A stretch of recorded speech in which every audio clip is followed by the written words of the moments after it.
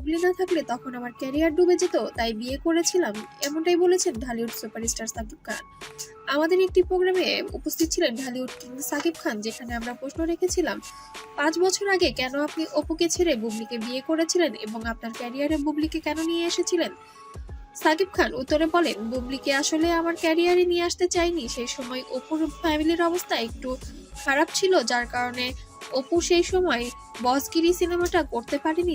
অপু বিশ্বাসের যখন একটু ফ্যামিলি প্রবলেম ছিল, ওর মা সিক ছিল, তো সেই মুহূর্তে যখন সিনেমাটা করতে পারলো না, অপু বিশ্বাস একটারই নায়িকা ছিল বসগিরিতে। আচ্ছা, তো যখন করতে পারলো না, তখন তো খোঁজা হচ্ছে যে কাকে নেবো কাকে নেবো। তখন মনে হলো যে আসলে নিউ ফেস দরকার।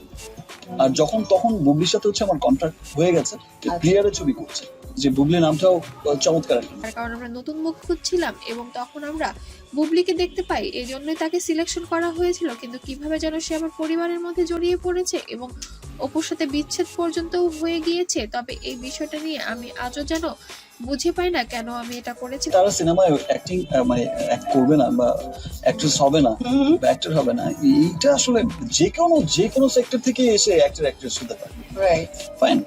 সো আমি বুবলির টিভিতে নিউজ দেখছিলাম, আমরা বাসায় শুনছিলাম, বসে সবাই আড্ডা দিচ্ছি, দেখছি তো নতুন একটা হিরোইন দরকার। অনেকেই বলেছে, আমরা বসে আড্ডা দিচ্ছি তো তবে আমার মনে হয় এটা আমার জীবনের সবচেয়ে ভুল একটি সিদ্ধান্ত ছিল। তবে বুবলিও খারাপ ছিল না, ভালোই ছিল, কিন্তু তারপরে কেন ও এই নোংরামিগুলোর মধ্যে লিপ্ত হয়ে গেল, আজও আমি যেন প্রশ্নের উত্তর খুঁজে পাই না। এজন্য এই বিষয় নিয়ে আমি আর কোনো মন্তব্য করতে চাচ্ছি না। চ্যানেল চেঞ্জ করতে করতে চ্যানেলটা আসলো, ম্যাডাম দেখলাম সুন্দর একটা শাড়ি ফাড়ি পরে একদম নিউজ পড়ছেন খুব আমরা অনেকক্ষণ কথা বলতে বলতে তখন দেখলাম wow, একজন বললো, ভাই এই ছবির যে ডিরেক্টর রনি বললো, ভাই মেয়েটা তো সুন্দর, কোন মেয়েটা? বলছি যে এই যে নিউজ